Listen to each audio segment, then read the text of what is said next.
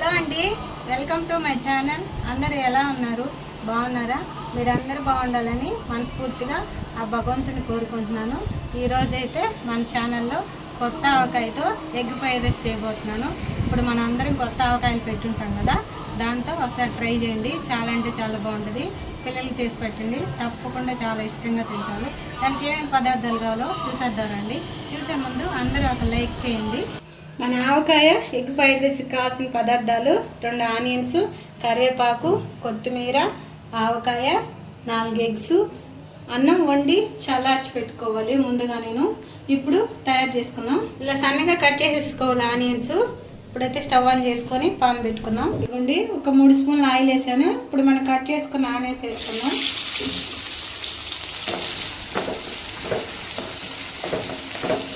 కొంచెం పసుపు వేసుకుందాం. మనం దీంట్లో సాల్ట్, కారం అయితే వేయలేదు, ఎందుకంటే మన ఆవకాయలో ఉంటుంది కాబట్టి. ఆనియన్స్ అయితే వేగిపోయినాయి. ఇప్పుడైతే మనం ఎగ్ కొట్టేద్దాం దీంట్లో.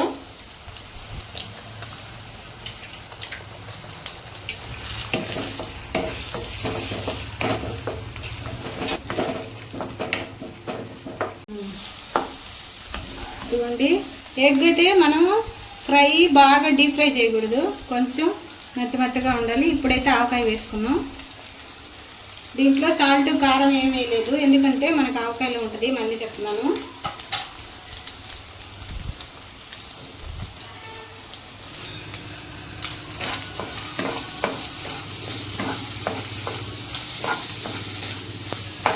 మనం ఆవకాయ అంతా ఎగ్గులో కలిసేలాగా కలిపేసేయాలి. ఇప్పుడు మనం అన్నం చల్లారి పెట్టుకున్నాం కదా, అన్నం వేసేసుకున్నాం.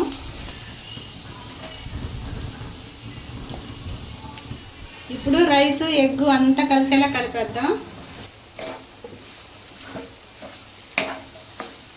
ఇదిగోండి, రైసు, ఆవకాయ, ఎగ్ అన్నీ కలిసిపోవాలి. చూడండి ఎలా వచ్చిందో. టేస్ట్ కూడా చాలా బాగుంటుంది. ఇప్పుడైతే రైస్ అయితే రెడీ అయిపోయింది. కొత్తిమీర, కరివేపాకు వేసి దించేసుకుందాం.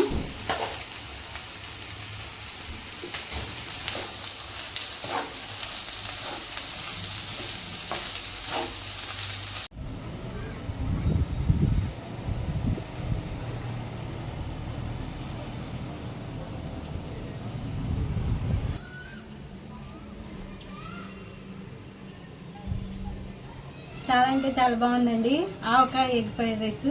తప్పకుండా మీరు కూడా ట్రై చేయండి. ఎప్పుడైనా ఇలా వెరైటీగా పిల్లలకి చేసి పెట్టండి.